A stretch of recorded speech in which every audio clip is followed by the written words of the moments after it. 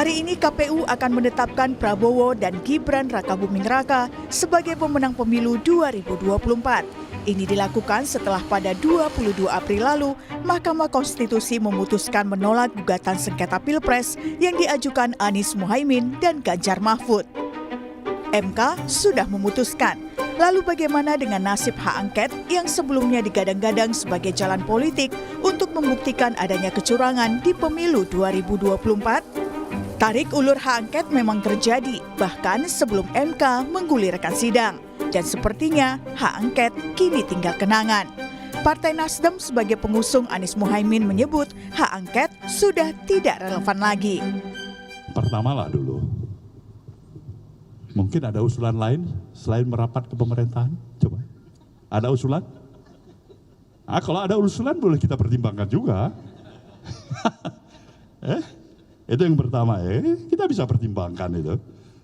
Kalau enggak ada usulan lain, apa sebenarnya yang lebih baik bagi Nasdem? Dengan spirit dan semangat seperti apa yang saya utarakan tadi, itu satu. Progres perjalanan waktu sejujurnya membuat hak angket sudah tidak up to date lagi untuk kondisional hari ini. Itu menurut Nasdem. Senada dengan itu, PDIP sebagai partai pengusung Ganjar Mahfud sepertinya tidak lagi mempertimbangkan hak angket. Ketua DPP PDIP yang juga Ketua DPR RI Puan Maharani bahkan hanya menggeleng saat ditanya soal kelanjutan hak angket. Kalau yang hak angket, Mbak.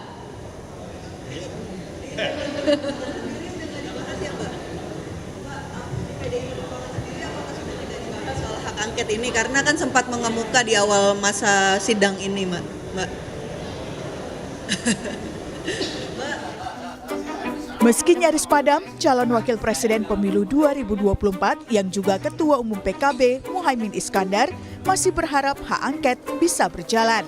Menurut Imin, hak angket sangat dibutuhkan untuk belajar dari kesalahan dan kegagalan.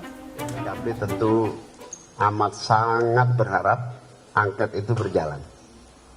Karena di situ kita bisa membangun sistem pemilu yang lebih komprehensif. Dengan cara apa? Evaluasi terhadap pelaksanaan pemilu. Karena itu angket amat sangat dibutuhkan. Jangan salah, tidak untuk menyerang atau mengkritisi pemerintah, tetapi untuk membangun sistem pemilu yang belajar dari kegagalan dan kesalahan yang ada. Lalu, benarkah hak angket hanya akan tinggal kenangan? Tim Liputan, Kompas TV. Saudara, pasca putusan MK yang menolak gugatan sengketa Pilpres 2024, nasib hak angket kecurangan pemilu pun kembali menjadi sorotan. Bagaimana nasib hak angket yang sebelumnya digadang-gadang sebagai jalan politik untuk pembuktian adanya kecurangan di pemilu 2024? Akankah tetap lanjut atau memang disengaja menjadi peluru bergen politik? Kita akan bahas soal ini bersama dengan sejumlah narasumber. Sudah hadir ke studio ada pengamat politik dari Universitas Al-Azhar Indonesia. Sudah ada Kang Ujang Komarudin. Assalamualaikum Kang Ujang. Waalaikumsalam Mbak Disti. Ya, kita kembali bertemu lagi ya setelah kemarin. Iya. Kemudian melalui sambungan Zoom ada politisi dari PDI Perjuangan Mas Aryo Seno Bagaskoro. Selamat pagi Mas Seno. Selamat pagi Mbak Disti. Sehat ya? Pagi-pagi, sehat. Mohon maaf lahir batin. Kemudian ada juru bicara dari PKS, Kang Pipin Sopian. Assalamualaikum, Kang Pipin.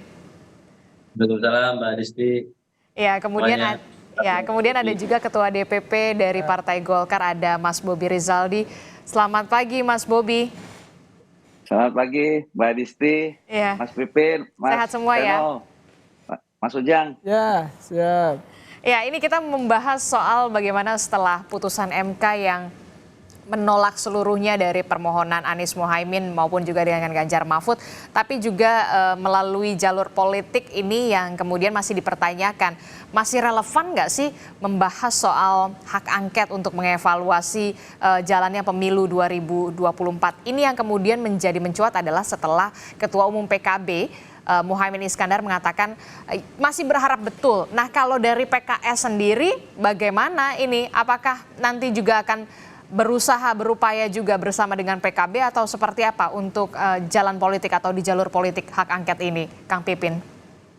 Ya betul Mbak Disti, jadi kemarin pernyataan Pak Gus Imin itu di Aula PKS dalam pertemuan silaturahim antara Pak Anies Baswedan, Gus Muhaimin sebagai calon presiden dan calon wakil presiden yang diusung oleh PKS, Nasdem dan PKB hadir di PKS untuk silaturahim pasca putusan Mahkamah Konstitusi.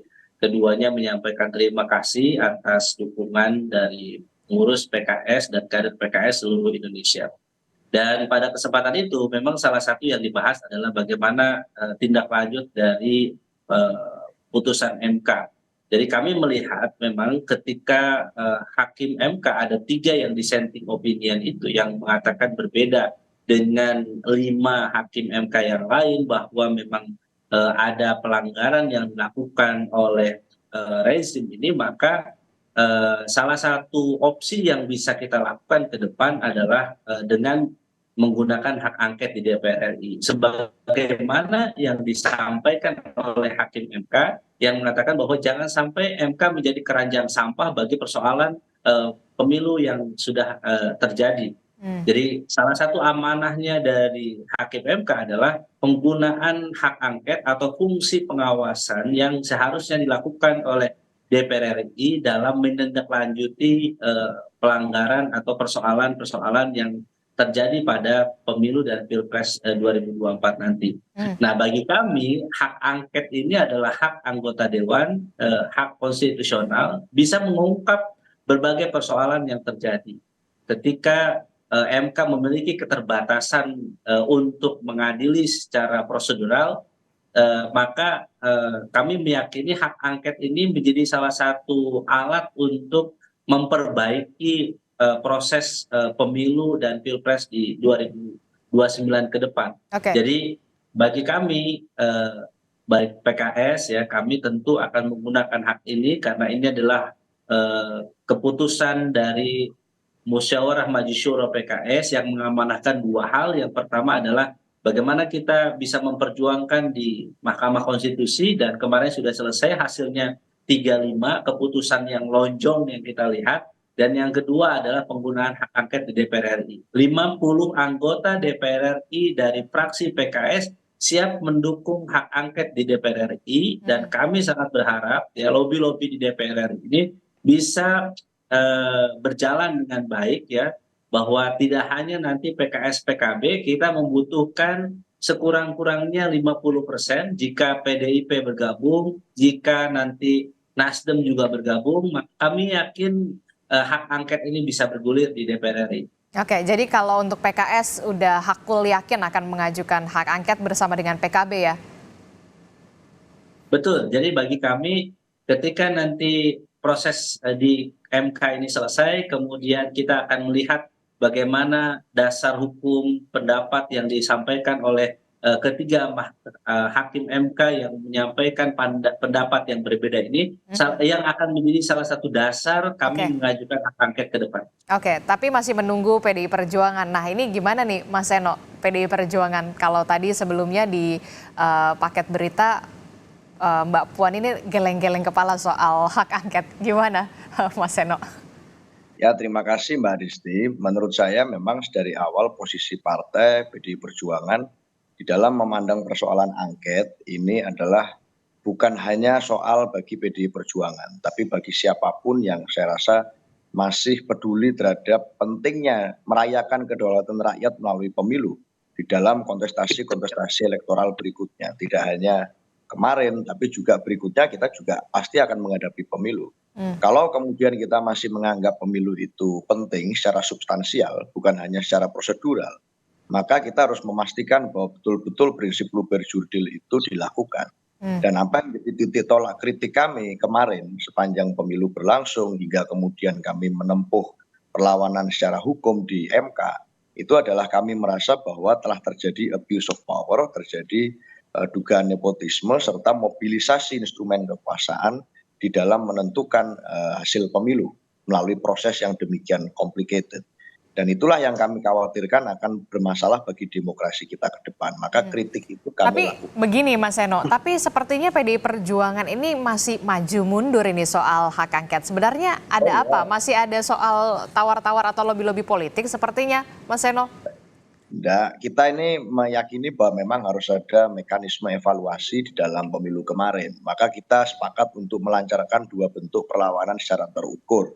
3 bentuk perlawanan secara terukur. Yang pertama adalah perlawanan melalui jalur hukum, kemudian melalui jalur penyadaran elemen civil society, dan kemudian baru melalui jalur politik. Nah, melalui hukum ini saja bagi kami di PDI Perjuangan tidak hanya di MK, Mbak, tetapi juga di PT UN. Karena kemarin pada saat MK disampaikan bahwa di dalam persidangan menolak secara keseluruhan, meskipun pertama kali dalam sejarah bangsa ini itu ada dissenting opinion terkait dengan sengketa pemilu, maka kami juga masih menerima sebuah kabar menarik dari Pak Gayus Lumbun, ketua tim hukum kami di PT UN, yang menyampaikan bahwa dalam sidang dismisal PT UN ternyata kami dapat ditindaklanjuti apa yang menjadi poin tuntutan kami di dalam persidangan PT UN. Maka dari itu sebenarnya harapan kami secara kebatinan adalah KPU tidak buru-buru atau tergesa-gesa menetapkan hasil dari pemenang pemilu sebelum kemudian ada hasil dari PT UN. Karena ini juga satu bentuk perlawanan secara hukum yang sedang kami lakukan, yang ini sedang bergulir. Jadi sebenarnya kalau bicara tentang perlawanan secara hukum, kami masih memiliki satu perjuangan lagi yang akan kami jadikan basis sebelum menentukan keputusan di dalam melakukan perlawanan-perlawanan secara politik di dalam sikap-sikap tertentu kepartean. Tapi pada dasarnya kan statement partai sudah sangat jelas kemarin di DPP setelah pembacaan putusan sidang itu sudah disampaikan dihadiri oleh para pengurus DPP yang kemudian menyampaikan sikap bahwa MK bagi kami dalam penilaian DPP partai telah kemudian membuka jalan bagi terwujudnya kembali authoritarian populisme yang itu sangat kritik dan sangat keras sebenarnya kalau bicara tentang sikap kami dalam hasil pemilu. Jadi mekanisme apapun yang akan kami tempuh nanti, bicaranya adalah satu tentu terkait dengan kepastian dan keadilan hukum, dan ini sedang berjalan tidak hanya MK tapi PT UN. Yang kedua juga tentang momentum, karena di dalam idealisme politik kita tentu harus dihadapkan dengan berbagai macam realitas politik. Tapi itu kan di jalur hukum ya, di PT UN begitu ya, kemarin juga dari jalur konstitusional sudah di MK. Nah di jalur politiknya, PDIP akankah mengajukan hak angket? Itu yang kemudian menjadi pertanyaan kita semua. Ya tentu saya seperti yang sampaikan tadi, idealisme politik tentu membutuhkan basis yang pasti. Dan itu kami sedang mencari kepastian itu di hukum. Maka MK tidak selesai begitu saja bagi kami karena masih ada PT UN. Tapi tentu kami kan Pak Ganjar salah satu yang pertama kali menyampaikan tentang urgensi hak angket. Berarti nunggu PT UN dulu nih ya? Ya, PDI Perjuangan tentu menghargai sikap itu. Saya ke Mas Bobi deh. Mas Bobi ini gimana nih? Nampaknya masih ada semangat-semangat yang kemudian kembali membara setelah Ketua Umum PKB ini berharap masih ada untuk mengajukan hak angket begitu. Kalau Anda melihatnya masih relevan nggak sih, Mas Bobi? Jadi gini Mbak Adisti, kalau Partai Golkar kan jelas kalau posisi politiknya dari awal ya, kita menolak adanya hak angket ini. Dan saya rasa setelah ada keputusan MK, saya rasa juga partai-partai lain juga akan menjadi lebih objektif lah dalam melihat hak angket ini dalam sistem ketatanegaraan. Maksudnya secara substansi, apa yang mau diangketkan? Hampir semua substansi itu sudah dijawab dengan keputusan-keputusan MK. Dan keputusan MK itu di dalam konstitusi pasal 24 ayat C itu sudah jelas. Itu adalah putusan pertama dan final yang terakhir, termasuk soal perselisihan pemilu.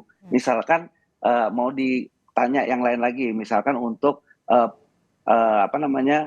untuk lebih baik sistem demokrasinya, itu kan bukan pakai hak angket, itu bisa saja nanti dalam prolegnas untuk undang-undang pemilu yang dari tahun 2014 perlu dirubah, yaitu nanti dirubahnya, atau dengan rapat dengan mitranya di Komisi 2, itu kan bisa adalah sistem-sistem yang ada di dalam Komisi 2. Jadi saya merasa partai-partai pasti akan lebih realitas dan objektif lah melihat landscape keadaan politik setelah pasca putusan MK ini. Saya kan nggak tahu apakah memang sudah menjadi sikap partai masing-masing yang tadinya mengusungkan. Kan ini kan masih abu-abu, jadi lebih baik kita sekarang sama-sama membangun sajalah.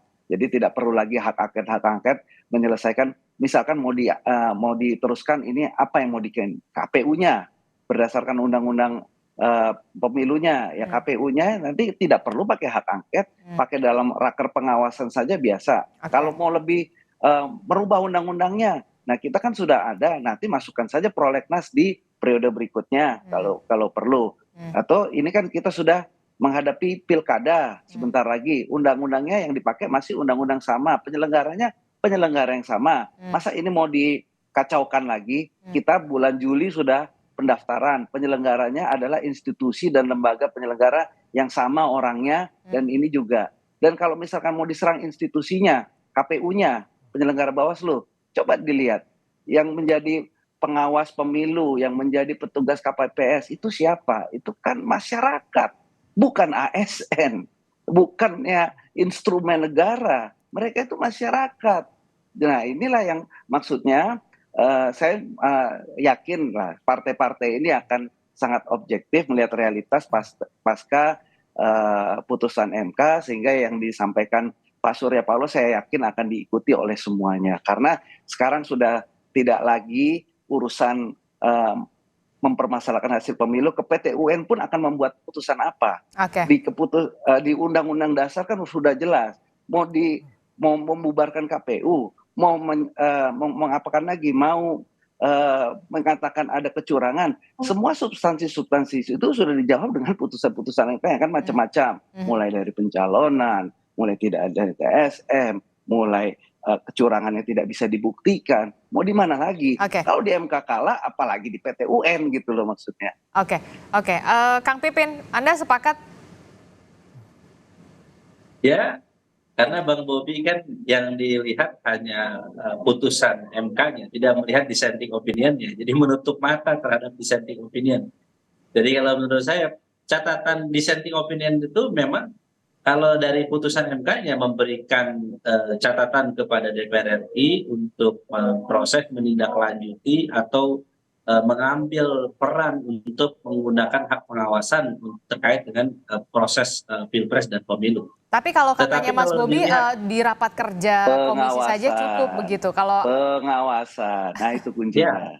Dan fungsi pengawasan itu memang punya level tersendiri ya. Ada RDPU, kemudian ada hak interpelasi, ada hak angket. Kalau misalnya ada dugaan terhadap pelanggaran, bukan lagi RDPU atau hak interpelasi, tetapi di situ harusnya adalah hak angket, karena memang ada dugaan pelanggaran itu. Dan itu juga yang disampaikan oleh 3 hakim yang menyampaikan dissenting opinion kemarin.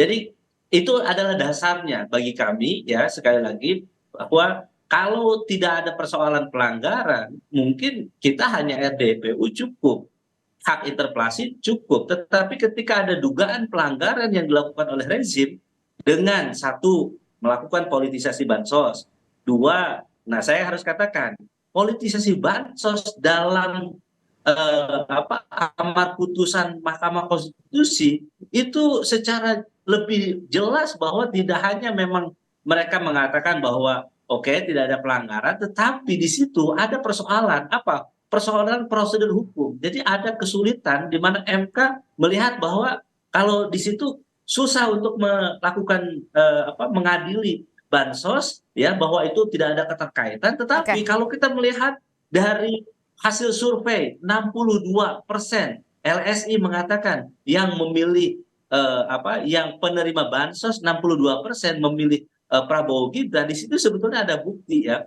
Nah, tetapi sekali lagi ya, ini saya kira pertama bagi kami penggunaan hak angket ini adalah ikhtiar aspirasi masyarakat yang melihat bahwa tidak boleh orang yang melakukan pelanggaran dibiarkan begitu saja.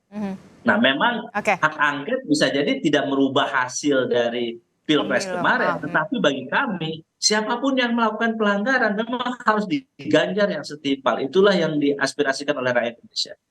Nah, sasarannya berarti ke KPU menurut Anda, begitu untuk hak angketnya? Kalau tidak hanya ke KPU, kepada rezim yang berkuasa saat ini. Jadi kalau kita melihat sasarannya bukan tidak ke paslon, tetapi kepada siapapun yang menggunakan kekuasaan, kekuatan, powernya, sumbernya untuk melakukan pelanggaran terhadap Pilpres, maka itu harus diganjar. Mas Seno? Salah satunya siapa? Saya kira di persidangan kita sudah tahu siapa saja para penguasa pejabat negara yang sudah disebut yang telah melakukan abuse of power sebagaimana yang disampaikan oleh Mas Seno. Disitulah kita melihat bahwa ada upaya politik yang bisa digunakan oleh DPR RI supaya ini tidak berulang, supaya politisasi bansos tidak terulang, politisasi apalagi di pilkada sebentar lagi, begitu beberapa bulan lagi. Nanti kita juga akan tanya ke Mas Seno, apakah Anda cukup objektif dan juga realistis dalam hal ini adalah PDI Perjuangan untuk tetap mengajukan hak angket setelah kemudian Mahkamah Konstitusi kemudian menolak? Jangan dijawab dulu Mas Seno, tetaplah bersama kami di Sapa Indonesia Pagi, usai jeda. Terima kasih Anda masih bersama kami di Sapa Indonesia Pagi. Saudara, kita masih membahas masih relevan atau tidak sebenarnya hak angket ini diajukan atau digulirkan setelah adanya putusan MK yang menolak seluruhnya soal sengketa Pilpres 2024. Masih bersama saya ada Kang Ujang di studio, kemudian ada Kang Pipin dari PKS, kemudian ada Mas Bobi Rizaldi dari Partai Golkar, ada Mas Seno dari PDI Perjuangan, dan juga ada Kang Pipin Sopian dari Partai Keadilan Sejahtera. Saya ke Mas Seno. Mas Seno, Anda sepakat nggak kalau misalkan sudahlah kita objektif saja, kita realistis saja, Mas Seno? Mas Seno, audionya? Oke, gini Mbak Adisti, kalau kita bicara tentang PT-UN misalnya yang dilakukan oleh PDI Perjuangan secara hukum dan konstitusional, ini pun juga tidak menjamin bahwa ini akan berdampak secara signifikan terhadap penetapan hasil pemenang pemilu kemarin. Tapi kan apakah kami harus diam saja pada saat kita menghadapi situasi di mana apa yang terjadi di dalam Pilpres kemarin begitu dalam merusak nurani demokrasi kami. Padahal jadi Anda menilai putusan MK ini tidak cukup memuaskan bagi semua pihak atau bagaimana? Karena kan kita Tentu kami merasa bahwa ada ketidaksepakatan terhadap cara pandang kami terhadap putusan MK secara lembaga. Tapi kan kami menghormati bahwa MK secara konstitusi, secara asas itu berada pada posisi final and binding, akhir dan mengikat. Kami menghormati posisi MK itu. Tetapi kalau kemudian kami berbeda pendapat atau merasa tidak sepakat dengan apa yang menjadi putusan akhir, yang mana kami tentu merasa kecewa adanya penolakan secara keseluruhan atas tuntutan kami maupun tim 01. Tetapi pada dasarnya ini juga berangkat dari apa yang menjadi keresahan masyarakat. Kalau kita melihat secara data sains misalnya, secara rasional, yang kita melihat dari survei Kompas misalnya, Kompas ini menyatakan bahwa lebih dari 60% masyarakat Indonesia merasa perlu untuk digulirkan hak angket.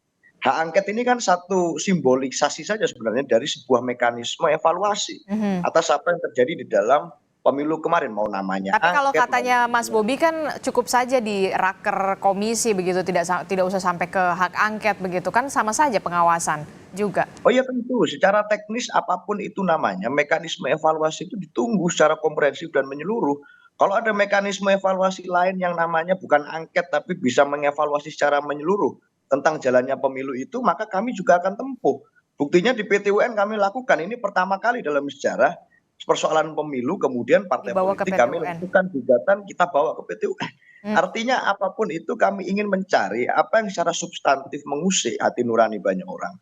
Kami ingin mencari jawaban bahwa memang di situ ada sesuatu yang salah, something wrong. Maka dari itu disampaikan oleh misalnya para hakim MK, Pak Arief Hidayat, Bu Eni, Pak Saldi Isra, kami angkat topi terhadap hakim-hakim ini yang berani menyampaikan bahwa pandangan mereka terjadi abuse of power, harusnya pemilihan atau pemungutan suara ulang, harusnya ini ada unsur-unsur yang kemudian tidak boleh dilakukan di pilkada selanjutnya, misalnya tentang pembagian bansos yang dekat dengan pilkada karena tidak bisa dinafikan, berpengaruh secara elektoral loh.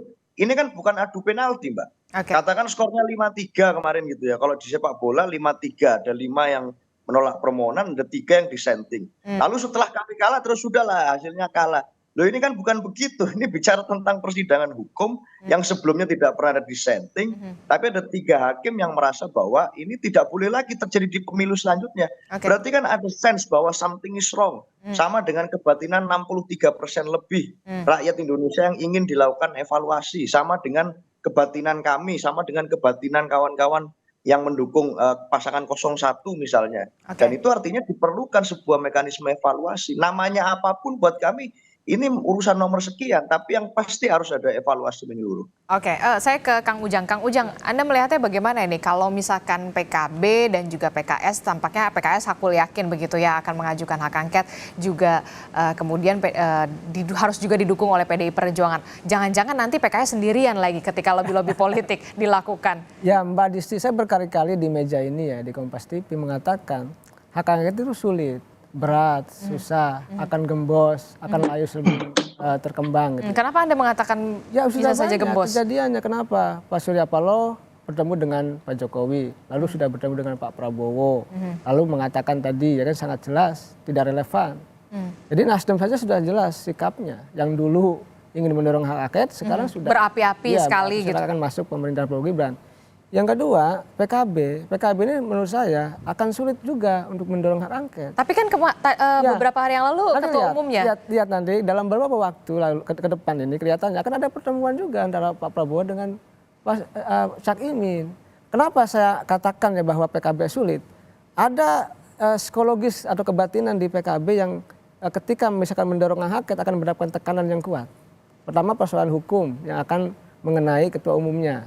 Yang kedua akan dibuka kembali gitu ya, maksud Anda? Pasti. Yang kedua itu soal apa? Ya ketua umumnya akan terancam juga. Terancam? Ya terancam kalau mendorong hak angket bisa jadi nanti ada muktamar luar biasa.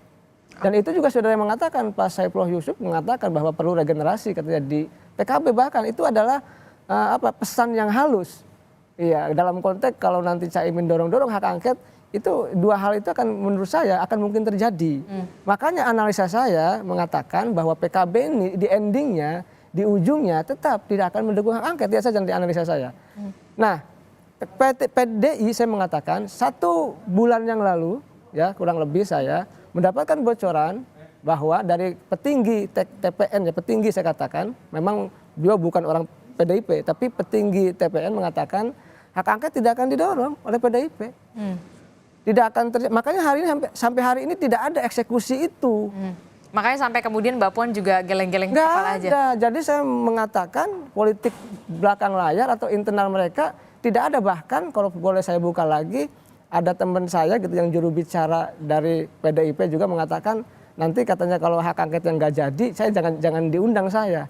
Dan ini juga terjadi. Jadi saya melihat dalam konteks realita fakta politik hari ini agak sulit mengatakan hak angket. Maka tadi Mbak Adisi mengatakan jangan-jangan hanya PKS. Nah mestinya kalau sungguh-sungguh saya katakan ya, kalau sungguh-sungguh kalau berani, butuh keberanian, maka dari dulu sudah mengatakan sudah ada teken-teken sudah diajukan. Cuma tunggu apa sih sebenarnya? Tunggu apa? Persoalannya tadi mesti didukung oleh katakanlah 50% lebih kan untuk di sidang paripurnanya, itu yang tidak ketemu. Oleh karena saya mengatakan hak angket silahkan dorong. Kalau memang jagoan, kalau memang berani, itu udah hak konstitusional dari anggota DPR, silakan. Kami rakyat Indonesia menunggu. Tapi saya katakan agak sulit, agak berat, akan tergembosi dan fakta sampai hari ini hanya waktu tinggal 6 bulan lagi dan kemungkinan juga akan masa reses, agak sedang masa reses kalau nggak salah, akan sulit dilakukan. Oleh karena itu ya kami tadi kalau Bang Seno mengatakan ya rakyat Indonesia mendukung, iya mungkin mendukung untuk katakanlah mencari ya. Bahkan juga Kang Pipin mengatakan ikhtiar masyarakat. Ya silakan, tapi dalam konteks hari ini saya melihat agak sulit, berat, dan sesuai dengan prediksi saya di tempat ini juga, di meja ini juga di Kompas TV mengatakan akan sulit. Dan ini menjadi pertaruhan saya juga Mbak Adisti sebagai analis politik ya, untuk melihat bahwa secara objektif fakta-fakta mengindikasikan bahwa agak sulit, agak berat untuk mengeksekusi hak angket ini, begitu. Maka tadi kelihatannya yang akan mendorong PKS. Saya melihat begitu, tapi PKS pun belum mengajukan juga, karena butuh 2 fraksi. Apakah PKB mendorong? Saya tidak yakin. Gimana nih Kang Pipin? Ya, kami paham itu ya, bahwa realitas di DPR RI itu bahwa kekuatan politik saling intervensi atau interlocking politik yang sering terjadi. Dan itu realitas yang kami rasakan selama kami kurang lebih 10 tahun menjadi oposisi di pemerintahan Pak Jokowi ini. Ya memang realitasnya ketika ada persoalan, misalnya kami mengajukan angket terkait utang negara yang begitu besar, hak angket di luas raya, hak angket terkait dengan persoalan-persoalan bangsa, terkait hak hidup hajat orang bayar. Memang karena ketimpangan ya partai pendukung pemerintah dan partai di luar pemerintah, sehingga upaya oposisi, partai oposisi seperti PKS ini biasanya terhenti di realitas dukungan dua fraksi yang harus mengajukan kepada pimpinan DPR RI terkait hak angket ini. Tetapi sebagai ikhtiar, ya, sebagai partai di luar pemerintahan, ya berharap boleh saja begitu ya. Aspirasi dan mayoritas rakyat Indonesia sebagaimana di survei Litbang Kompas bahwa 60% lebih mereka menghendaki hak angket, maka kami akan menyuarakan aspirasi itu. Kami akan berusaha sebisa kami untuk bahwa hak angket ini jalan yang harus kita tempuh kalau kita ingin meluruskan jalan demokrasi yang saat ini bengkok. Inilah persoalannya. Jadi kalau kita membiarkan seakan-akan pelanggaran ini biarkan saja terjadi gitu. Tapi kami ingin meluruskan itu. Ya. Untuk meluruskan itu memang tidak bisa hanya menggunakan suara kami di media, tetapi harus ada alat. Nah, hak angket inilah salah satu alatnya. Dan makanya kami mengajak keberanian ya untuk para anggota dewan dari lintas fraksi. Kita lihat bagaimana Tapi nanti bagaimana, maaf Kang Pipin saya potong, tapi bagaimana kemudian ketika nanti akhirnya PKB diajak oleh kubu Prabowo Gibran begitu ya, bisa saja kemudian tergembosi dalam tanda kutip begitu, Kang Pipin? Ya tentu kami menghormati pilihan-pilihan masing-masing partai karena kami tidak bisa mengintervensi keputusan masing-masing partai untuk menggunakan hak angket atau tidak. Kami punya 50 anggota fraksi di DPR RI dari total 575 anggota dewan. Tentu 8% ini kurang dari untuk mengajukan hak angket. Tetapi sekali lagi bagi kami ingin menuntaskan ya, semua aspirasi masyarakat itu salurannya lewat PKS. Kami tidak menghendaki adanya yang disebut sebagai defisit demokrasi. Ketika dana negara dikeluarkan untuk pemilu begitu besar, tetapi kemudian para elit ini hanya menggunakan cara berpikir elit dan mengabaikan cara berpikirnya masyarakat. Jadi banyak persoalan yang terjadi pasca pemilu ini, bansos dikeluarkan, kemudian harga-harga sembako mahal, telur mahal, beras mahal, kemudian utang negara kita semakin membumbung, ya. Dan itu memang kami sadari bahwa kalau sistem yang kemarin kebijakan yang dikeluarkan oleh pemerintah ya terjadi tanpa melihat bagaimana dampaknya, inilah yang kita rasakan. Kurs rupiah kita melemah, ya harga-harga meningkat, pengangguran terjadi di mana-mana. Jadi kami melihat ada kebijakan yang sembrono, tiba-tiba dengan arogan memindahkan dari Jakarta ke Kalimantan. Baik Mas Bobi. Persoalan yang sebetulnya satu paket yang kita lihat untuk mengekalkan kekuasaan dengan cara apapun. Nah inilah yang kami inginkan supaya ada evaluasi, ada siapapun yang melakukan pelanggaran tetap diproses. MK sudah selesai, kami tidak bisa merubah nanti keputusan MK terkait siapa pemenang Pilpres, tetapi kami bisa mengadili siapa yang melanggar melalui hak angket. Siapa penguasa yang melakukan pelanggaran dengan cara hak angket itu. Mas Bobi, bagaimana ini? Kemudian pasti akan ada, apalagi Mas Gibran mengatakan ketika ada nanti hari ini penetapan oleh KPU, nextnya adalah kemudian merangkul semua pihak begitu ya untuk mengakhiri polemik Pilpres. Sudah ada akan kemana nih informasinya, ataukah pertama ke PDI Perjuangan dulu atau ke 01, 03 capresnya atau justru mungkin ke PKB?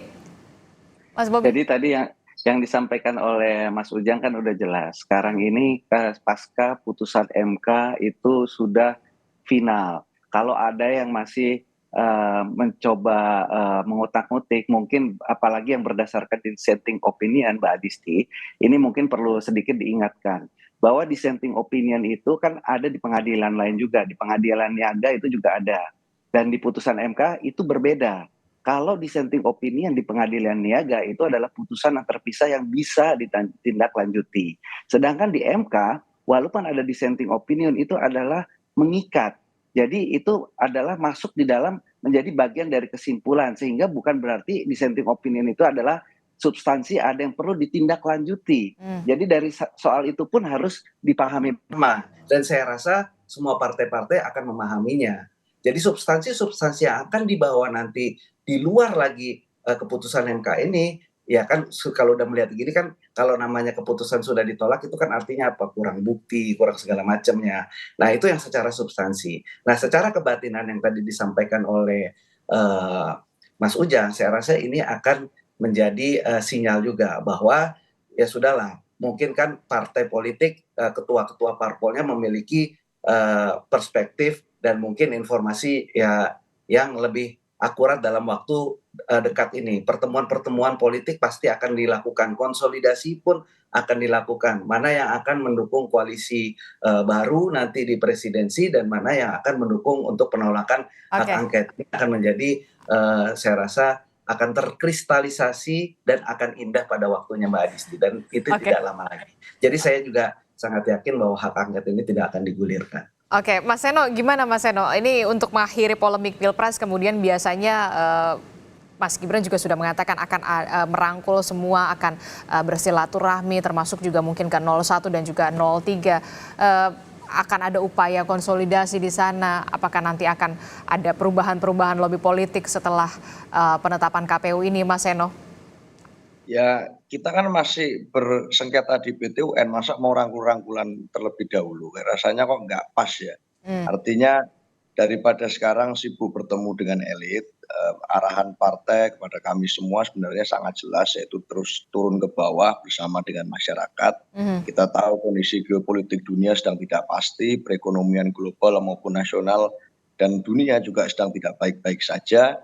Lebih baik memahami kebatinan rakyat, karena dalam waktu dekat kami juga akan melakukan rakernas, yang mana penentuan dalam posisi politik partai PDI Perjuangan ke depan akan disatukan di sana. Jadi bukan berdasarkan pertemuan-pertemuan itu, tapi dari keputusan yang itu berasal dari bawah, yang hari ini semua sedang belanja masalah. Saya rasa itu lebih penting. Oke, terakhir Kang Ujang, gimana untuk hak angket ini? PKS prediksinya sendirian atau mungkin ada siapa lagi kemudian yang nanti akan berubah pikiran? Ya, sesuai dengan analisa saya bahwa kelihatannya ya PKS saja yang akan mendorong, dan itu tidak cukup karena dua fraksi. Jadi saya mengatakan sudah dari 3 bulan yang lalu ya, maju mundur, analisa saya bisa cek di jejak digital saya bahwa agak sulit, agak berat, dan ini fakta dan kenyataan hingga hari ini pun belum ada itu pengajuan hak angket. Tapi tadi kalaupun memang mau mengkoreksi ya silakan, ini adalah negara demokrasi ya, terbuka. Siapapun yang salah ya pasti harus dikritik. Oke, terakhir Kang Ujang, siapa kira-kira menurut analisa Anda yang akan disambangi atau disilaturahmikan lebih awal pertama? Tinggal kita lihat saja kan dari kalkulasinya, misalkan Nasdem sudah, ya kan tinggal PKB nih. Ya P3 berharap, tapi kan karena belum lolos parlemen, ya akhirnya diundur. Jadi Anda menurut Anda PKB pertama? PKB, karena apa? PDIP tadi tarik ulur karena sedang mengadukan PT UN kan begitu. Saya melihat begitu. Oke, baik, kita akan tunggu bagaimana dinamika politiknya dan juga konsolidasi politiknya, apalagi hari ini penetapan KPU Republik Indonesia. Terima kasih Bapak-bapak, Mas Seno, Mas Bobi, Kang Pipin, Kang Ujang telah bergabung bersama kami. Terima kasih, sehat-sehat selalu. Amin, terima kasih Kang Pipin.